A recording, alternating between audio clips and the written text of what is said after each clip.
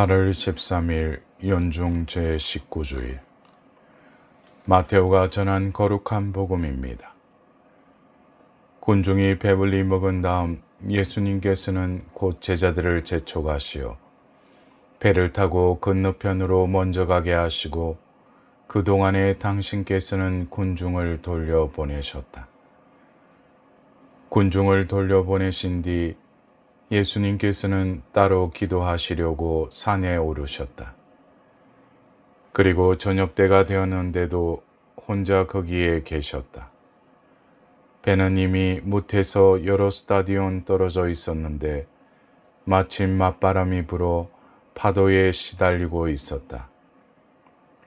예수님께서는 새벽에 호수 위를 걸으시어 그들 쪽으로 가셨다. 제자들은 예수님께서 호수 위를 걸으시는 것을 보고 겁에 질려 유령이다 하며 두려워 소리를 질러댔다. 예수님께서는 곧 그들에게 말씀하셨다. 용기를 내어라. 나다. 두려워하지 마라. 그러자 베드로가 말하였다. 주님, 주님이시거든 저더러 물 위를 걸어오라고 명령하십시오.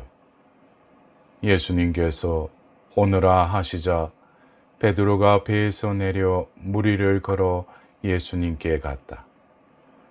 그러나 그 센 바람을 보고서는 그만 두려워졌다.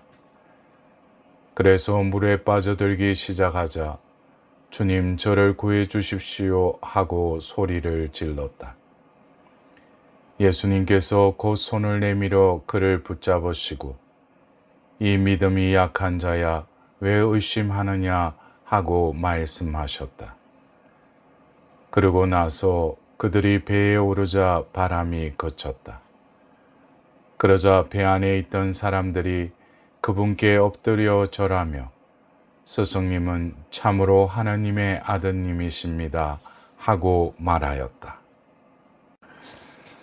사랑하는 형제 자매 여러분, 오늘은 연중 제19주일입니다. 오늘 독서와 복음은 하나님을 만나는 이야기를 들려줍니다. 1독서에서는 엘리야가 하나님을 만나는 이야기입니다. 우상 숭배를 일삼는 거짓 예언자들을 물리치고도 정치적 박해로 시기에 빠져 도망치던 예언자 엘리야.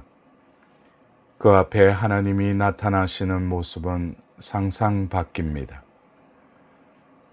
바위를 산상조각 내는 격렬한 바람, 지진, 불길, 이 모든 것에 하나님이 나타나시는 것이 아니라 조용하고 부드러운 소리 가운데 나타나십니다.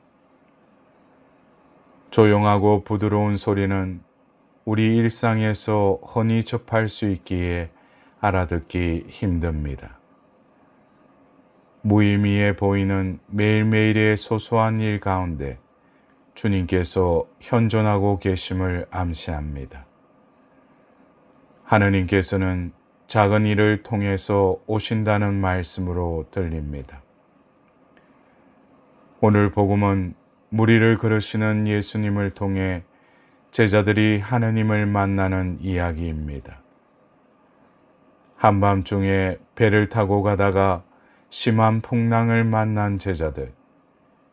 이 위기 상황에서 나타나신 예수님께서는 유령이다 하며 소리를 질러대는 제자들에게 나다 두려워하지 마라 라고 이르십니다. 특이한 점은 풍랑을 가라앉힐 수 있는 주님께서 풍랑 속에 나타나신 점입니다. 왜 그러셨을까요? 우리가 일상 당하는 역경이나 시련, 유혹과 좌절은 그저 없어져야 할 무의미한 것이 아니라 주님을 만나는 은총의 순간임을 일러주려는 의도가 아닐까요?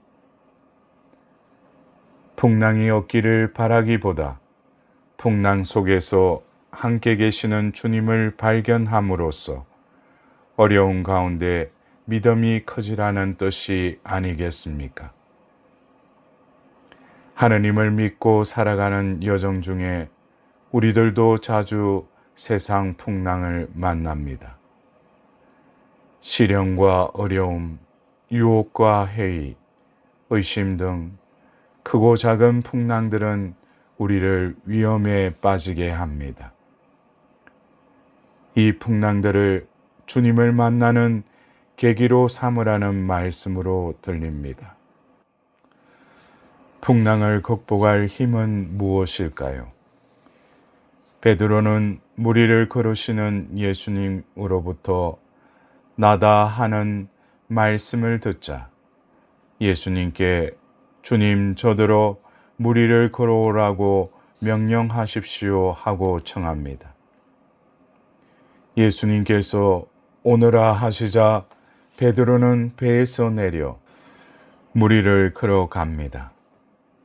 그러나 풍랑을 보자 무서운 생각이 들어 물에 빠져 버립니다. 그러자 주님 저를 구해 주십시오 하고 비명을 지르는 베드로에게 주님은 손을 내밀어 붙잡아 주시고 이 믿음이 약한 자야 왜 의심하느냐 하고 물으십니다. 왜 의심하였느냐라는 물음에서 의심하다라고 번역된 그리스어 디스타조의 본래 의미는 자신 안에서 둘로 갈라져 떨어져 나간 상태를 의미합니다. 오너라 하시는 말씀을 온전히 받아들여 주님과 하나였을 때 베드로가 무리를 걷지만 두려움에 말씀과 자기 자신이 둘로 갈라짐에 따라 물에 빠지게 된 것입니다. 즉 의심을 하였던 것입니다. 다정한 친구 사이에서는 눈빛만 보아도 서로를 알고 받아들입니다. 마음이 하나이기 때문입니다. 그러나 마음이 둘로 갈리면 친구가 하는 짓 하나하나가 의심스럽고 잘못되었고 자신에게 손해를 입히는 것으로 보입니다. 이전에는 유쾌했던 장난조차 불쾌하고 어떤 의미로 저럴까라는 의심이 꼬리를 무는 불안한 망상으로 이어집니다. 그것이 물에 빠지는 것입니다. 의심암기라는 말이 있습니다. 의심하는 마음이 있으면 어두운 곳에서 귀신이 나온다는 뜻입니다. 한번 의심하기 시작하면 아무 일도 아닌 것을 가지고 갖가지 망상에 빠져 이런저런 드라마를 혼자 만들다가 분노와 두려움과 걱정으로 판단력을 잃고 인간관계나 가정이 파탄을 겪는 경우가 허다합니다. 의심이야말로 사람을 파멸시키는 귀신이고 물에 빠지게 하는 망령이자 집을 태워먹는 재앙입니다. 물에 빠지고 집을 태워먹고 막장 드라마를 쓰다가 관계가 파괴되는 의심에서 나올 길은 무엇입니까? 베드로를 다시 봅시다. 그도 우리와 같은 인간입니다. 3번씩이나 주님을 배반한 약한 인간입니다. 주님의 말씀을 따르며 의심도 했습니다. 그래서 물에 빠지는 위험도 겪었습니다. 그러나 그 위기에서 주님 저를 구해 주십시오 하고 절규하는 용기가 있었습니다. 주님은 그에게 당신 손을 내밀어 붙잡아 주셨습니다. 마음이 둘로 갈라져 죽을 위험에 처했으나 다시 하나가 됨으로써 물에 빠져 죽을 위험에서 살아난 것입니다.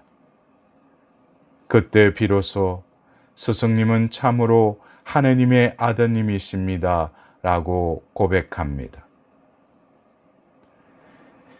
풍랑 속에서 주님의 손을 잡고 의심을 버리고 주님과 다시 하나가 되는 길이 신앙의 여정이 아닐까요? 그리스도 교회의 모든 성사는 신앙인과 하느님의 하나됨으로 모아집니다.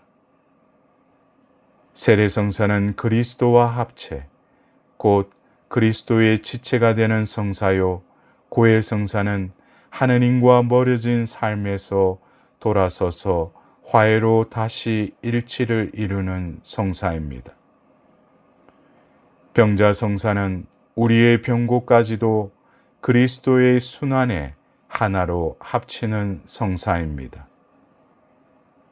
모든 성사의 중심인 성체성사는 예수님을 받아 모시고 예수님과 하나가 되는 성사인 것입니다. 사랑하는 형제 자매 여러분, 집을 태워먹고 이승을 잃고 망상에 빠져들게 하는 의심 안기를 물리칠 길이 여기 있습니다. 마음이 둘로 갈라졌을 때 닥쳐오는 위험만 보지 말고 주님을 바라봅시다. 꼬리를 물고 이어지는 의심에서 허우적대지 말고 주님께 구해달라고 외치고 손을 내민시는 주님과 다시 하나가 될 때 우리는 인생과 역사 안에서 살아계시는 주님을 알아뵙게 됩니다. 어떠한 시련에도 의연하게 맞서며 아버지께서 주시는 평화를 그리스도와 함께 누리게 된다는 초대로 오늘 복음 말씀이 다가옵니다. 이 말씀이 이번 한 주간에도 내 삶 속에서 실현될 수 있는 은총을 구합니다.